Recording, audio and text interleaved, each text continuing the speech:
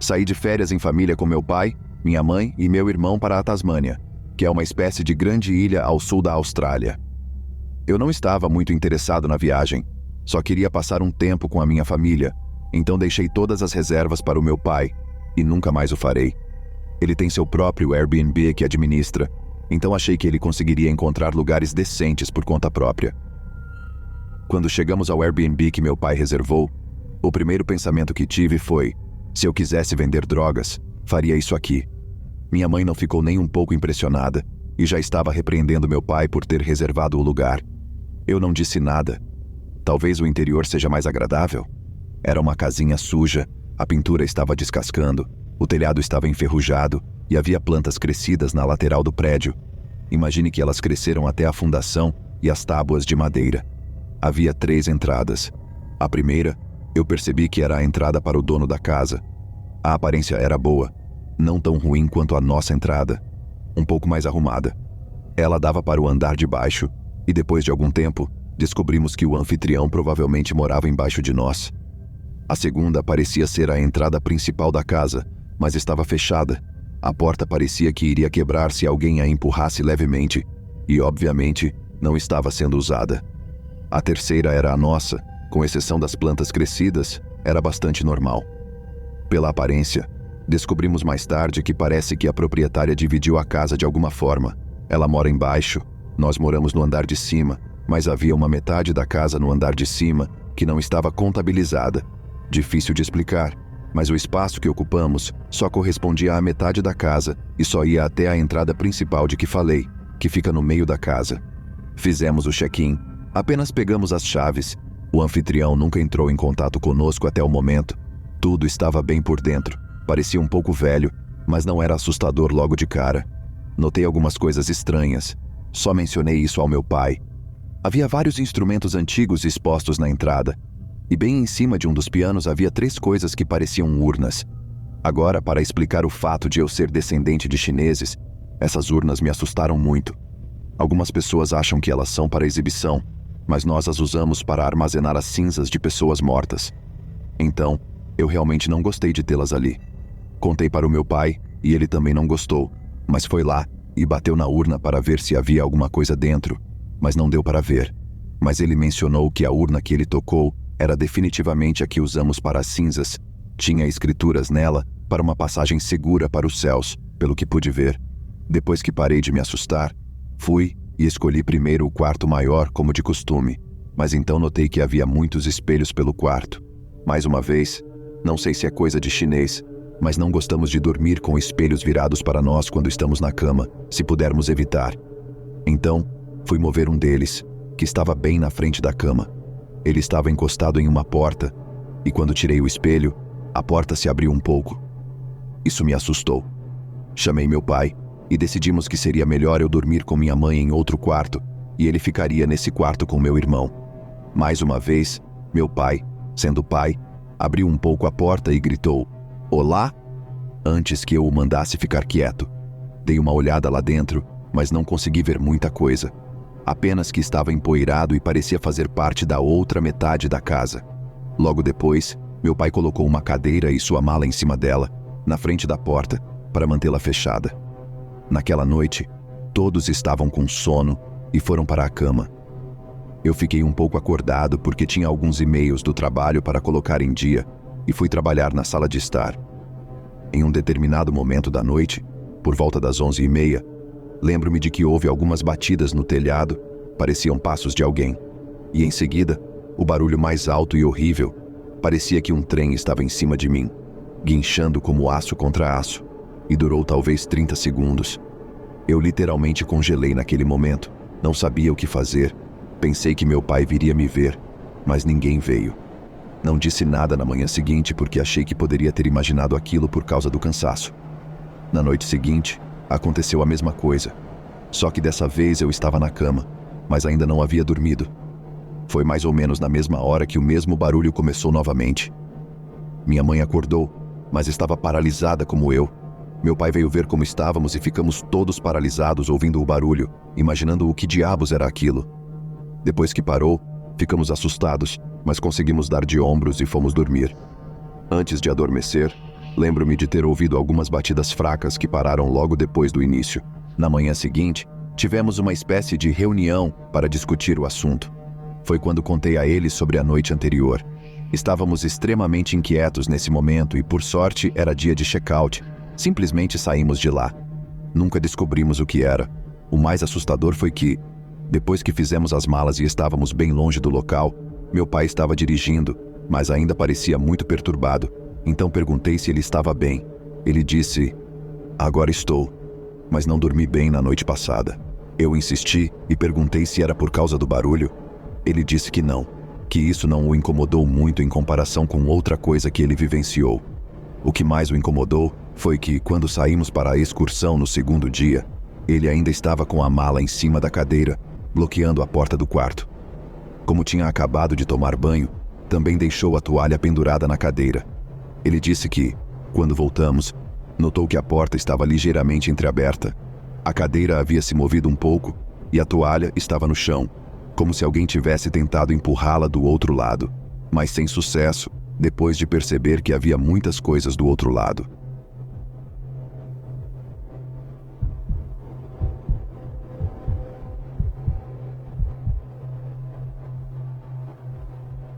Meu nome é Natália, mas as pessoas me chamam de Telly, e tenho 20 anos, e sou uma estudante de idiomas de Leicester, atualmente fazendo um ano de intercâmbio em Bordeaux, no sul da França.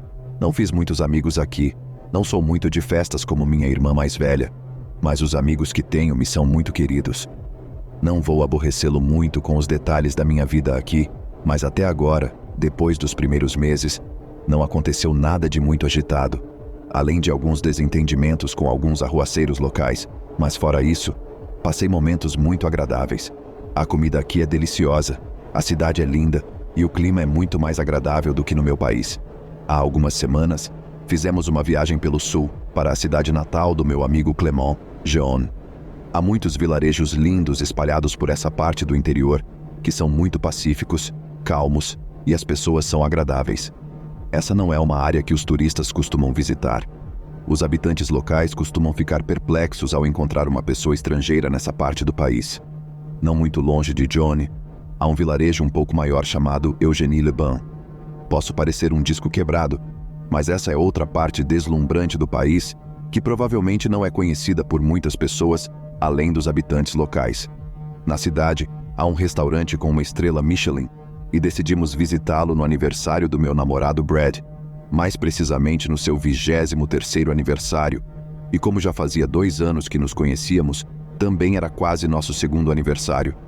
Ele havia tirado uma folga do trabalho para vir à França me visitar, e estávamos felizes por finalmente passar algum tempo juntos novamente.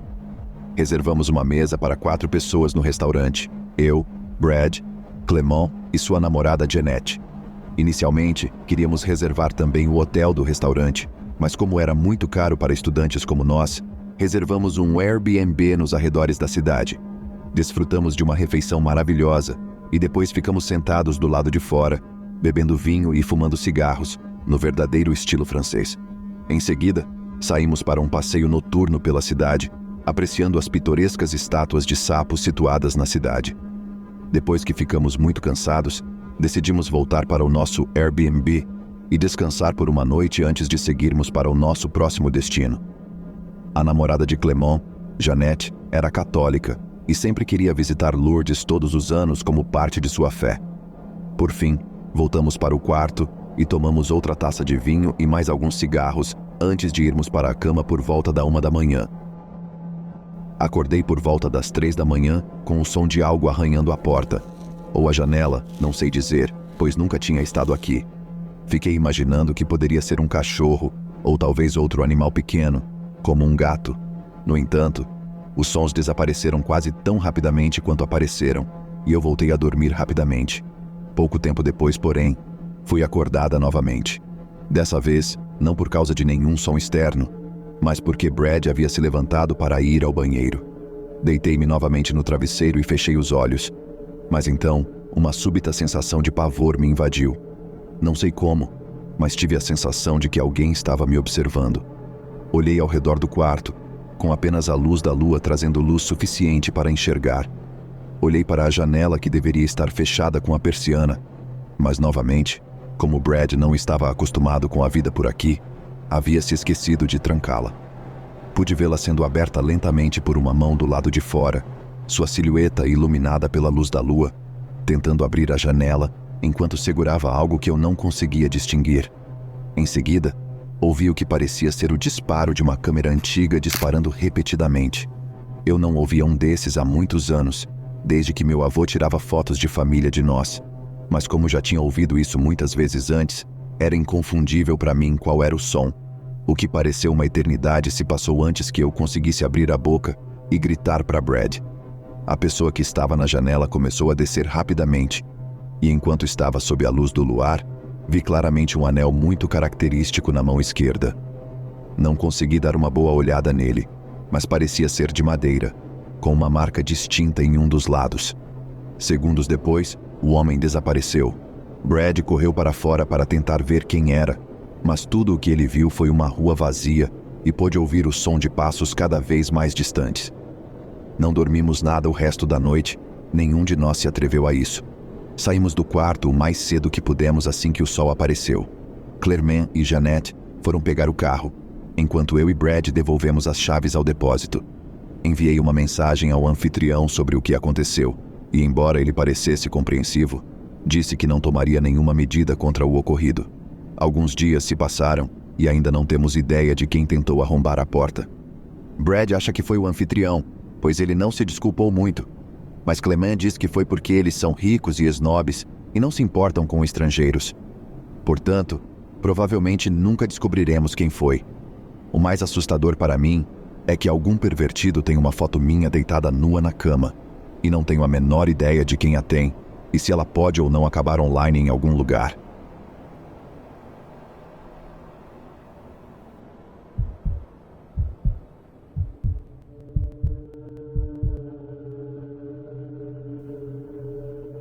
Eu, meu namorado, o melhor amigo dele e a namorada dele fomos de carro para Big Bear no dia 26 de junho. Um dia depois, outro amigo nosso chegou em 27 de junho, e ele deveria dormir no andar de baixo e os casais dormiriam no andar de cima, pois só há 2 quartos. Na primeira noite em que ficamos lá, foi um pouco assustador porque a cabana era bem remota e, é claro, não havia absolutamente nenhuma luz do lado de fora. É a floresta com coiotes uivando e ursos. Mas mesmo assim, uma atividade completamente normal. No dia seguinte, por volta da meia-noite, meu namorado e eu estávamos na cama quando, de repente, nosso amigo que estava dormindo no andar de baixo bateu na porta dizendo que tinha visto sombras na floresta, que a luz de movimento tinha acendido e que havia batidas do lado de fora. Ficamos um pouco assustados, mas meu namorado saiu da cama e verificou toda a cabana e até saiu. Nada. Subimos para o quarto do outro casal, onde há uma varanda com porta de vidro deslizante que dá para a floresta. É importante observar que eu sou uma pessoa naturalmente muito ansiosa e assustada, enquanto meu namorado é uma rocha. Ele é calmo e lógico, enquanto eu tendo a pular para o pior cenário. Meu namorado vai verificar o último lugar da cabana. Então ele puxa a cortina, pula e grita: "Oh, meu Deus!" A essa altura, estou apavorada. Meu namorado é um treinador de CrossFit de 90 quilos, e ver um cara grande como ele assustado é nauseante. Ele trancou a porta e se afastou lentamente. Ele disse calmamente: "Há um homem grande parado do lado de fora, olhando para nós. Ele está parado na floresta olhando para nós." A essa altura, estou achando que ele está brincando comigo. Ele olha para mim e diz: "Vá trancar a porta." Foi aí que percebi que ele estava falando sério. Todos estão se assustando. Corro e tranco a porta atrás de nós, e todos decidimos ficar no quarto para ficar de olho. Estamos no meio do verão e está muito quente, mas nos recusamos a abrir a janela. Estou muito assustada, mas estou tentando não demonstrar isso, pois todos parecem ter se acalmado. Passaram-se cerca de 30 minutos e nada aconteceu. Fiquei irritada com o calor e com o fato de haver 5 pessoas em um quarto minúsculo e 3 delas serem homens. Então meu namorado e eu voltamos para o nosso quarto. Ainda estou bastante assustada, então meu namorado tenta me animar. A essa altura, já era cerca de 1h30 da manhã. Eu lhe disse que estava muito assustada para dormir com as luzes apagadas. Ele me disse que tudo bem e que entendia, então ficamos deitados com as luzes totalmente acesas. Finalmente, Começo a pegar no sono quando ouço um baque. Eu me sento e olho para o meu namorado. Ele olha para mim. Então a energia é cortada. Imediatamente comecei a soluçar. Estou tremendo e não consigo ver nada porque está escuro como breu. Tento sair da cama e correr, mas minhas pernas se enroscam nos lençóis e eu caio. Meu namorado me pega, pegamos nosso telefone e corremos para o outro quarto, onde todos estavam. A essa altura, estou histérica. Tento entrar em contato com o anfitrião, mas não consigo. Tento ligar para o meu pai, mas todos os nossos telefones estão sem sinal. Estamos sozinhos lá fora. Graças a Deus, o amigo que chegou depois de nós tinha uma operadora diferente, porque o telefone dele tinha uma barra. Então, ele ligou para o xerife local. Percebo agora que foi uma reação um pouco exagerada, mas na época achamos que íamos morrer. Ele estava ao telefone com o xerife e eles nos transferiram para a empresa de serviços públicos. Damos o endereço e eles nos dizem que estamos muito longe na floresta e que não cobrem essa área. A essa altura, estamos nos perguntando se toda a área está sem energia ou se o homem do lado de fora acabou de cortar nossa energia. Choro mais e ligamos para a emergência para relatar uma atividade suspeita e uma queda de energia. Eles enviam o corpo de bombeiros. Algumas horas se passaram, eram 3 da manhã e de repente a energia voltou. Adormecemos e no dia seguinte conversamos com alguns moradores da região. Dissemos a eles que a energia havia acabado e ele disse que isso era estranho e não deveria ter acontecido. Ele nos disse que a única razão pela qual isso acontece aqui é por causa de uma tempestade de neve. Ele disse que não conseguia explicar o fato. Naturalmente pensamos no homem estranho, e se isso foi de fato uma coincidência, foi uma bem infeliz, pois estou traumatizada para a vida toda.